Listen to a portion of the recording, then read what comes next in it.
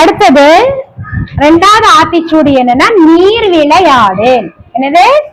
நீர் விளையாடேல். அதாவது இங்க ஒரு கதை கொடுத்திருக்காங்க. அதுக்கு ஃப்ரெண்ட்ஸ் எல்லாம் சேர்ந்து என்ன பண்றாங்க? தண்ணியில நீச்சல் அடிச்சிட்டு இருக்காங்க. என்ன பண்ணிட்டு இருக்காங்க? என்ன பண்ணிட்டு இருக்காங்க? நீச்சல் அடிச்சிட்டு இருக்காங்க. ஆஹா, தண்ணியில நீந்துறது, நீரில் நீந்துறது எவ்வளவு சந்தோஷமா இருக்கு தெரியுமா?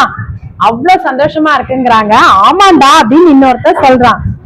சரி, நான் மேலும் உள்ள போய் நான் நீந்த போறேன். முன்னாடி நீந்திட்டு இருக்காங்க. அவன் என்ன சொல்றான்? நான் இன்னும் உள்ள போக போறேன்.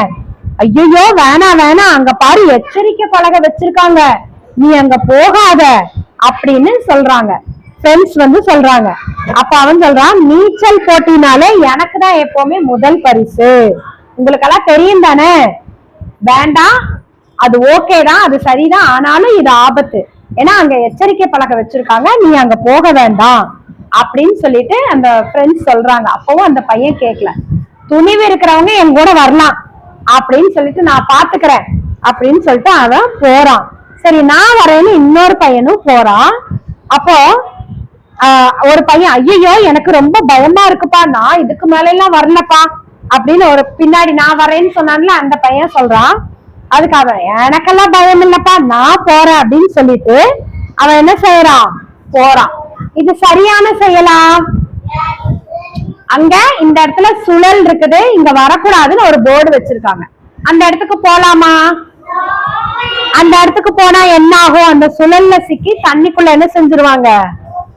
முங்கிடுவாங்க. தண்ணிக்குள்ள என்ன செஞ்சிருவாங்க? முங்கிடுவாங்க. அதுக்கப்புறம் இறந்து போயிருவாங்க. அதுக்கு என்ன பண்ணிடுவாங்க? இறந்து போயிருவாங்க. அப்போ ஒரு எச்சரிக்கை பலகை வச்சிருக்காங்கன்னா நம்ம அதை கடைப்பிடிக்கணும். அந்த இடத்துல அதை இதை செய்யாதேன்னு சொல்லி அங்க ஒண்ணு வச்சிருந்தாங்கன்னா அதை நம்ம என்ன பண்ணக்கூடாது? செய்யக்கூடாது. தண்ணியில விளையாடலாம், ஆபத்து நிறைந்த பகுதியில போய் என்ன செய்யக்கூடாது? விளையாடக்கூடாது. நீர் விளையாடேல். நீர் எப்பவும் ஒரே மாதிரி இருக்காது. இப்ப ஆறுல எல்லாம் குளிச்சுட்டு இருக்கீங்க, திடீர்னு மழை பெய்யும்.